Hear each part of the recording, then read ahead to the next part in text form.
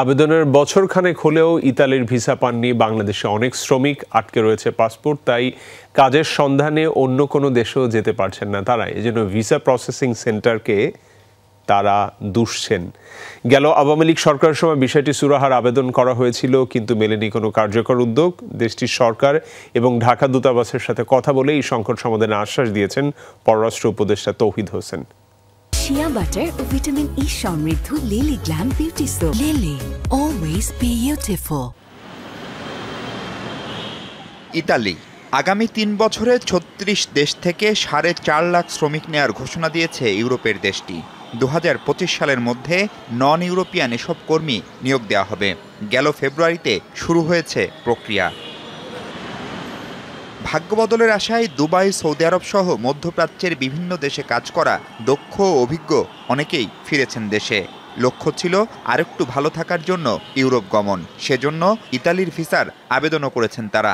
নতুন কর্মসূচি ঘোষণারও আগে, এমনকি গত আগস্টেও যারা আবেদন করেছেন তাদের অনেকেই এখনও ফেরত পাননি পাসপোর্ট। কারো কারো অন্য দেশের ভিসার মেয়াদও শেষ।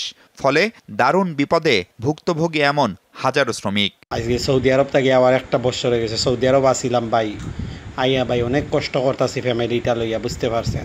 যদি আমি ভিসা পাই তাহলে আমি ইতালি চলে যাব, আর যদি ভিসা না পাই তাহলে আমি আবার সৌদি ব্যাক করব।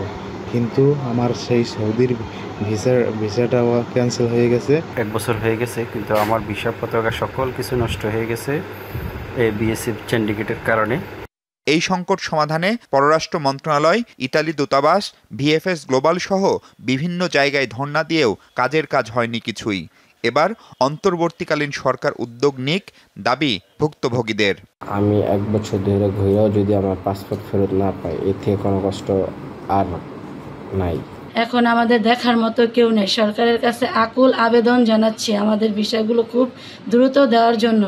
নতুন সরকার দায়িত্ব নেয়ার পর বিদেশি কূটনীতিকদের ব্রিফ করেছেন পররাষ্ট্র উপদেষ্টা। সেখানে সরাসরি ইতালির ভিসা প্রসঙ্গটি না আসলেও এর সমাধান যে জরুরি তা মনে করেন উপদেষ্টা তৌহিদ হোসেন। আমরা তাদেরকে অ্যাপ্রোচ করবো এবং এ নিয়ে আমাদের অনেক কথাবার্তা হয়েছে।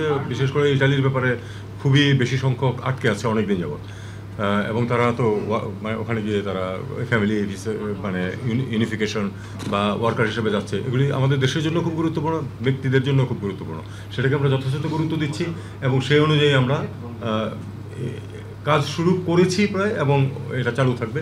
দ্রুততম সময়ে এই সমস্যার সমাধানে কেবল কথা নয়, কার্যকর উদ্যোগ নেওয়া হবে এমন প্রত্যাশা ভুক্তভোগীদের। মাহফুজ মিশু, যমুনা নিউজ, ঢাকা।